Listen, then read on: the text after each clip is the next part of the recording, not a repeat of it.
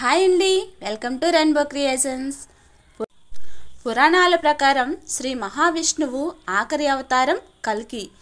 కలియుగంలో పాపం పండిపోయినప్పుడు కల్కి భగవానుడు అవతరిస్తాడని చెబుతూ ఉంటారు.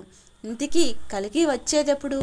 కల్కి పురాణం ప్రకారం కలియుగం సత్యయుగం సంధి కాలంలో కల్కి భగవానుడు అవతరిస్తాడు.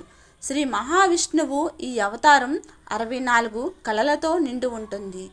దుష్టులను శిక్షించడానికి మరియు పాపం పరిమితులను అధిగమించి ధర్మాన్ని తిరిగి స్థాపించడానికి ఈ భగవానుడు అవతరిస్తాడు. భాగవతంలోని 12వ స్కందం 2వ అధ్యాయంలో కల్కి భగవానుడి అవతారం గురించి పూర్తి వివరాలున్నాయి. కల్కి భగవానుడు సంబల అనే గ్రామంలో విష్ణు యశస్సు అనే బ్రాహ్మణుడి ఇంట జన్మిస్తాడు. వీరఖడ్గం ధరించి తెల్ల గుర్రంపై స్వారీ చేస్తూ దుష్ట శిక్షణ చేసి తిరిగి సత్యయుగాన్ని స్థాపించడానికని చెబుతారు. కల్కి పుట్టడానికి కారణం ఈ 6 అన్న చెల్లెలు చేసిన తప్పే కారణం అంటారు. అదేమిటంటే బ్రహ్మదేవుడి వెనక భాగం నుండి అధర్ముడనే కొడుకు జన్మిస్తాడు.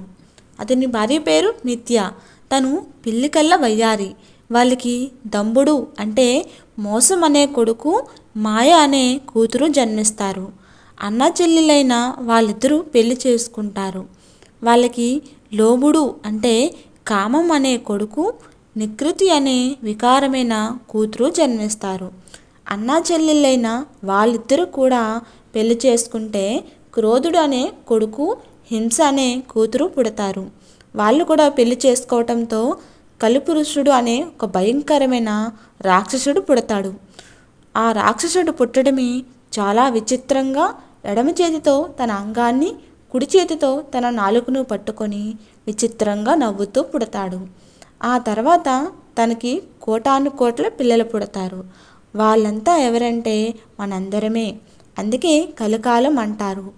ఈ కలిని చంపడానికి కల్కి భగవానుడు పుడతాడు. శ్రీ మహావిష్ణువు 10వ అవతారమైన కల్కి ఎప్పుడు వస్తాడంటే, ఎక్కడా దైవ పూజ ఉండదు, యజ్ఞయాగాదుల మాట వినిపించదు, గోవులను వధిస్తూనే ఉంటారు, లోకులంతా మాంసాన్నే భక్షిస్తారు, వివాహ వ్యవస్థ నిలబడదు, తల్లిదండ్రులను చూసే బిడ్డలు ఉండరు, భర్తను గౌరవించే భార్య, భార్యను గౌరవించే భర్త అస్సలు కనిపించరు, పురుషుల యొక్క ఆయువు 18 సంవత్సరాలు మాత్రమే ఉంటుంది, నిత్య శోకంలో ఉన్నట్టు స్త్రీలు జుట్టు విరబోసుకుని తిరుగుతూ ఉంటారు, భూమి మీద ఉన్న మనుషులంతా ఓ వ్యాధి బారిన పడతారు, వల్లంతా పుండ్లు, వాటి నుంచి వచ్చే నెత్తురు కారుతూ పురుగుల్లా మనుషులంతా అంతరించిపోతూ ఉంటారు.